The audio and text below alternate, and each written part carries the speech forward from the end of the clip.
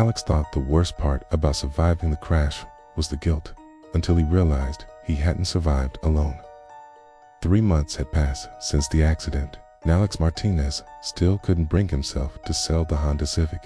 The insurance company had done their best to restore it after the collision on Highway 9, replacing the crumpled passenger side where his best friend Danny had been sitting when the semi-truck ran them off the road. New door, new window, fresh upholstery that still smelled like chemicals and regret. Everyone told him to get rid of it. His therapist, his parents. Even Danny's mom at the funeral had squeezed his hand and whispered that some things were better left buried. But Alex couldn't explain the feeling that selling the car would be like abandoning Danny all over again. Etched already failed him once. The whispers started on a Tuesday evening in late October. Alex was driving home from his night shift at the warehouse, a familiar weight of exhaustion settling into his bones as he navigated the empty streets. The radio was off. He couldn't stand music anymore, not since Danny in the silence had become his preferred companion. That's when he heard it, a soft, rhythmic sound like air escaping from a tire, but with an almost human quality. Alex turned down the heater, straining to listen. There it was again, coming from somewhere behind him. He glanced in the rearview mirror, seeing nothing but shadows across the back seat, just the car settling. He muttered, but his hands tightened on the steering wheel. The sound continued for the rest of the drive, a barely audible susurrus that seemed to follow the rhythm of his breathing. By the time he pulled into his apartment complex, Alex had convinced himself it was just his imagination playing tricks, a byproduct of grief and too many sleepless nights. But the whispers returned the next evening, and the night after that. On Friday, Alex finally worked up the courage to turn around while stopped at a red light. The back seat was empty, just as he knew it would be, but the whispers didn't stop. If anything, they seemed to grow more insistent, more urgent. There was a pattern to them now, a cadence that reminded him of speech, though the words, if they were words, remained frustratingly unclear. It was Danny's girlfriend, Sarah, who suggested the translation app. Kay were having coffee at the diner, where the three of them used to meet every weekend. Kay, back when weekends meant something other than hollow stretches of time to fill. My cousin uses this thing for her ESL classes, Sarah said, sliding her phone across the table. It picks up any language and translates it in real time. Maybe, don't know, maybe it'll help you figure out what you're hearing. Alex stared at the phone. You think I'm losing it? I think you're grieving, Sarah replied gently. But if this helps you process whatever's happening, then it's worth trying. That night, Alex sat in his car in the parking garage beneath his building, his engine running, Sarah's phone balanced on the dashboard. The app's interface glowed softly in the darkness, a simple microphone icon waiting to capture whatever sounds it could detect. The whispers came right on cue, drifting from the back seat like autumn wind through dead leaves. Alex held his breath, watching as the app's visual waveform registered the sounds. After a moment, text appeared on the screen. Alex, can you hear me? His blood turned to ice water. Huh? The phone clattered from his shaking hands, falling to the floor mat, but the voice from the app continued speaking in flat, mechanical tones. It's Danny. Alex, you have to listen to me. No. Alex fumbled for the phone, his vision blurring. No, this isn't real. This ISN single quotes, T. ... The thing that hit us. Alex, it's still here. It's been here the whole time. Alex's finger hovered over the app's close button, but he couldn't bring himself to press it. Danny's voice, or the electronic interpretation of whatever was speaking, continued with increasing desperation. You have to get out of the car. It's in the back seat. It's been waiting, slowly, against every instinct screaming at him to run. Alex turned around. The back seat was still empty, but now he could see something else, a depression in the upholstery where someone might sit, as if an invisible weight was pressing down on the cushions. It looks like shadow, but it's so much worse. It feeds on accidents, on the moment between life and death was going to take both of us, but I fought it. I'm still fighting it. The temperature in the car began to drop. Alex could see his breath now, small puffs of vapor that disappeared quickly in the suddenly frigid air. Alex, please, it's getting stronger. Every time you drive, every time you're alone in here, it feeds off your guilt, off our connection. What do you want me to do? Alex whispered, surprised to find himself speaking aloud. You have to let me go. You have to forgive yourself. It's the only way I can rest, and the only way you can escape. The depression in the back seat deepened, and Alex swore he could see the faintest outline of something hunched and wrong. Something that definitely wasn't Danny. It's moving. Alex. Oh God, it's moving toward you. You have to get out now. Alex didn't remember opening the car door or stumbling across the parking garage. He found himself pressed against the concrete wall, watching his Honda from 30 feet away. The interior lights had gone out, but through the rear window, he could see something shifting in the darkness, a writhing mass of shadow that seemed to pulse with its own malevolent life. His phone buzzed with one final message from the app. Thank you, brother. I can finally rest. But Alex, ... You can never get back in that car. Promise me. Alex stared at the vehicle he'd insisted on keeping, the last connection to his best friend, now transformed into something else entirely. In the back seat, the shadow thing pressed itself against the window, leaving no mark but somehow conveying infinite hunger. He pulled out his own phone and dialed his insurance company. I need to report a total loss, he said when the agent answered. Actually, can you have it towed to the junkyard tonight?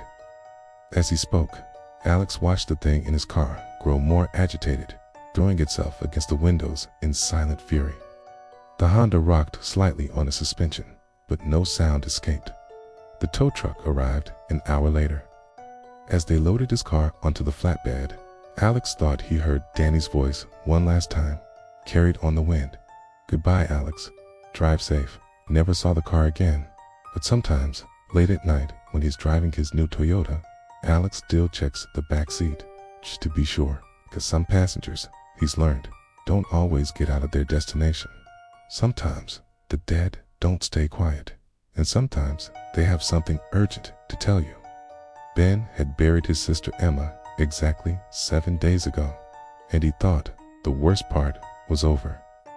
The funeral, the condolences, the painful process of going through her belongings. All of it felt like walking through a nightmare he couldn't wake up from. Emma had died in a car accident at 3:47 p.m. on a Tuesday. Her Honda Civic crushed beneath an 18-wheeler that had run a red light. The driver walked away without a scratch. Emma didn't walk away at all. Now Ben sat in his apartment, staring at his phone screen in disbelief. The notification was impossible, but there it was. New voicemail from Emma. His hands trembled as he pressed play, and what he heard made his blood turn to ice water. A minute of pure, raw panic, muffled screaming that sounded like someone trapped in a small space, gasping for air between desperate cries for help. The voice was distorted, but he knew it was Emma. He'd know his sister's voice anywhere, even filtered through what sounded like static and distance. Ben played the message 3 more times, each listen making him feel sicker. The screaming was frantic, terrified, and so real that he found himself looking around his apartment, as if Emma might be hiding somewhere, playing some cruel joke. But Emma was gone. He'd watched them lower her casket into the ground with his own eyes. He called Emma's old number, but it went straight to a disconnected message. Her phone had been destroyed in the crash. He'd seen the twisted remains himself when he'd gone to identify her personal effects. There was no way she could have left him a voicemail. That night, Ben barely slept. Every time he closed his eyes, he heard that desperate screaming echoing in his head. He'd been close to Emma, closer than most siblings. They'd talked almost every day, shared everything with each other. If she was somehow trying to communicate with him from wherever she was, Maybe there was a reason. The next day, at exactly 3:47 p.m., his phone buzzed again. Another voicemail from Emma. This time, the screaming sounded clearer, less muffled. He could make out individual words between the panic, "Help me," and what might have been trapped. The background noise was different too, less static, more like an echo, as if the voice was coming from somewhere with hard walls. Ben's rational mind tried to explain it away. Delayed messages from the phone company, some kind of glitch in the system, maybe even a cruel prank from someone who had gotten hold of Emma's contact information. But deep down, he knew none of those explanations felt right. The voice was too real, too desperate, too unmistakably Emma. By the third day, Ben had stopped trying to rationalize it. The daily voicemail had become a horrifying routine.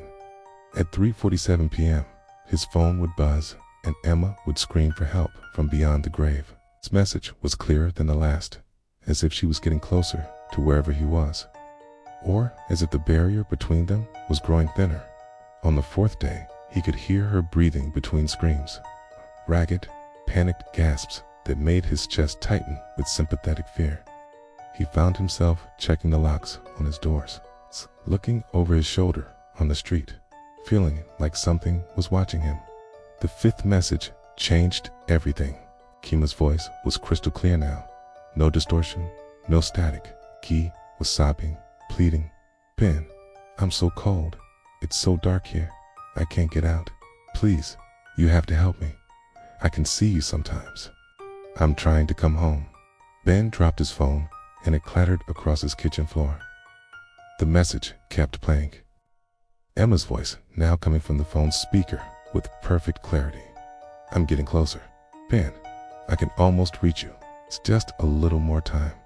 That night, Ben didn't go home. He stayed at a friend's house, but even there, his phone found him. At 3:47 p.m., Emma called again. This time, her voice was barely a whisper, but he could hear every word. "I can see you right now. Ben, you're wearing your blue shirt, the one I bought you for Christmas. Turn around."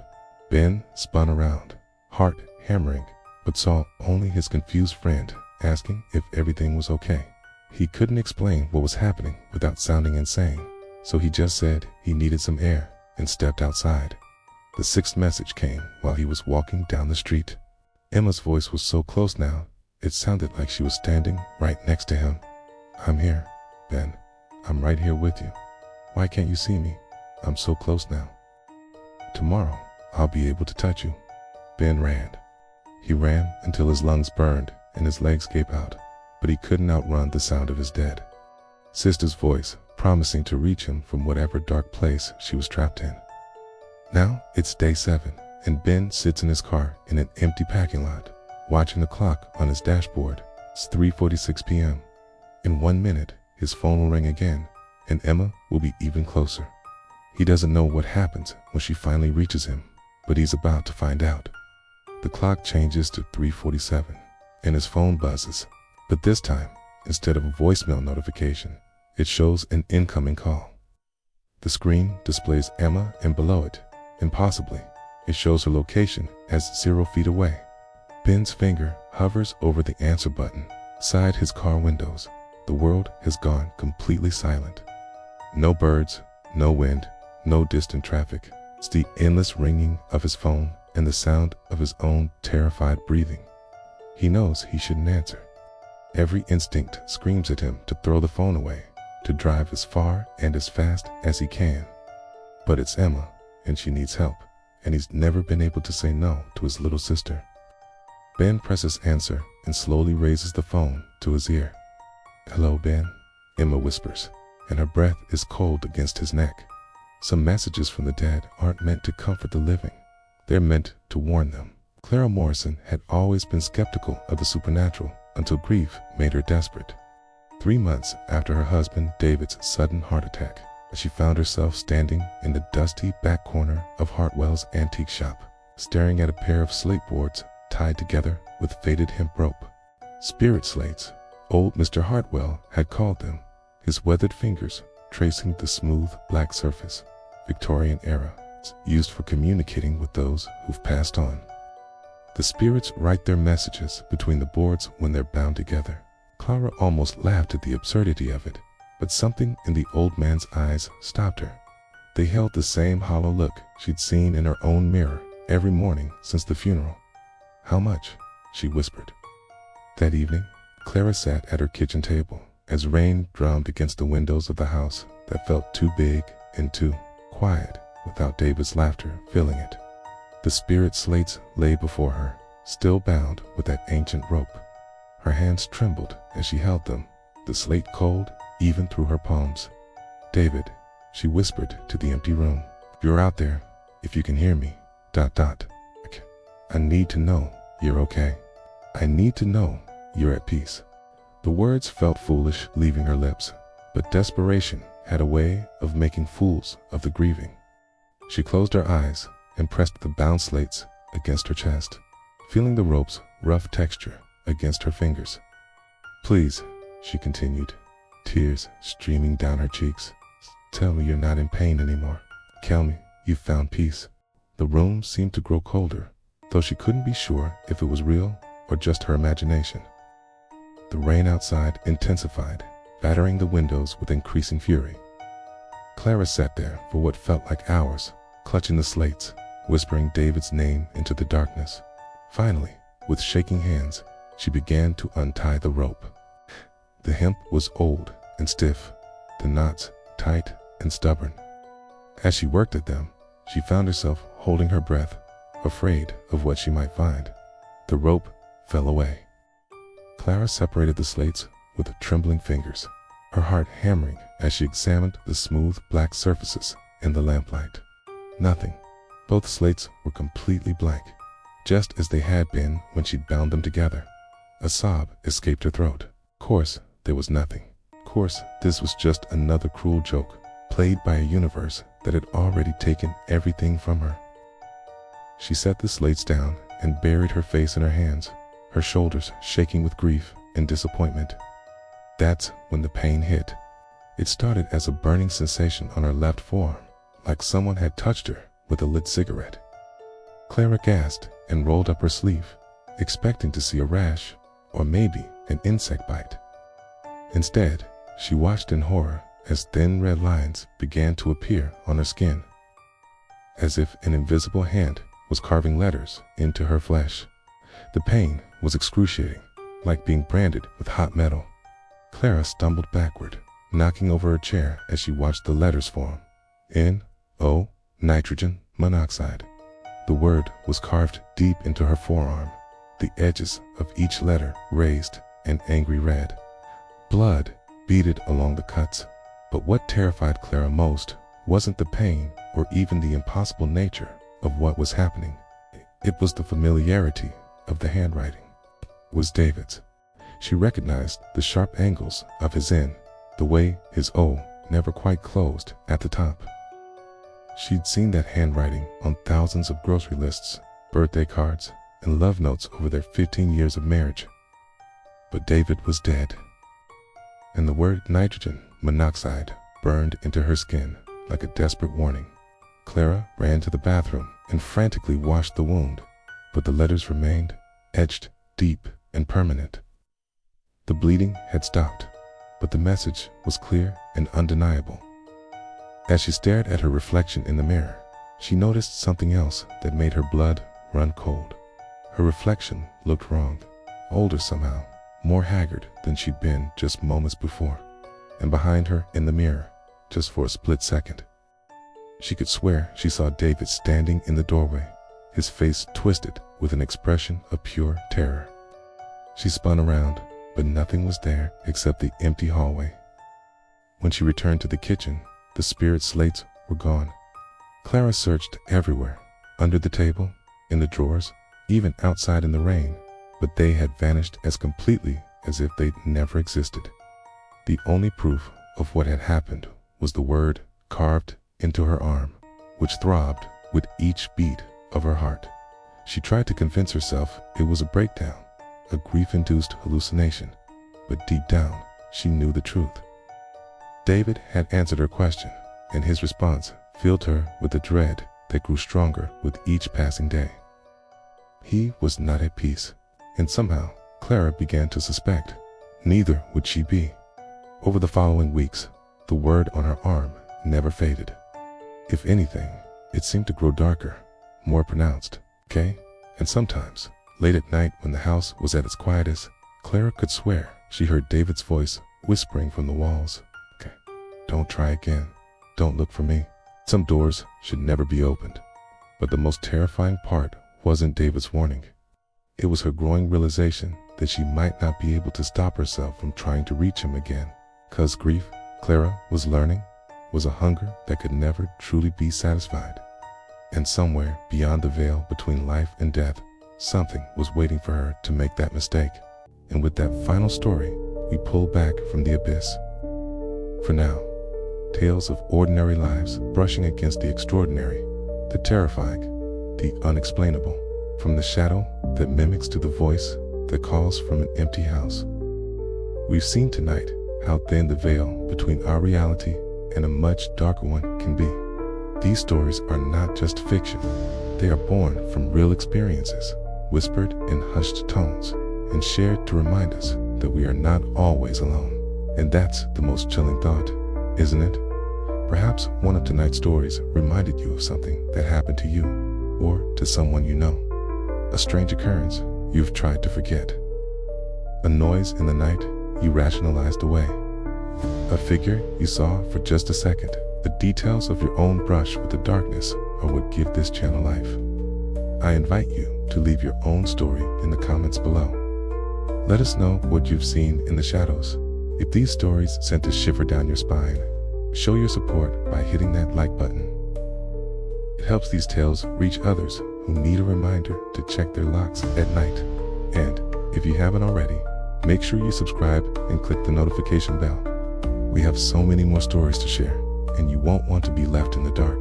Until next time, remember that you are not afraid of being alone.